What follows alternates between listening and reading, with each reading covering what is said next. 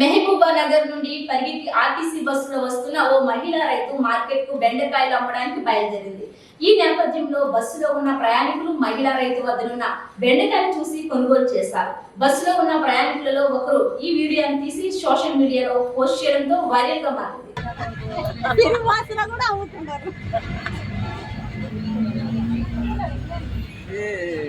పోలీస్తాడు మీకు మళ్ళీ రేపు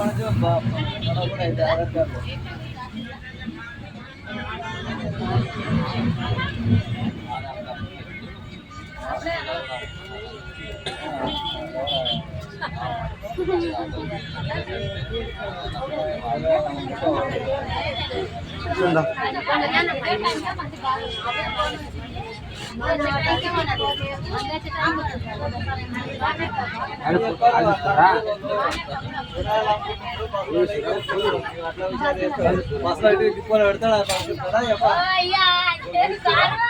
కారు లేదు వేసిన ఫ్రీ పాస్ అని చెప్పి ఇట్లా కూడా వాడుకుంటున్నాం. ఇంకేం చేయాలి.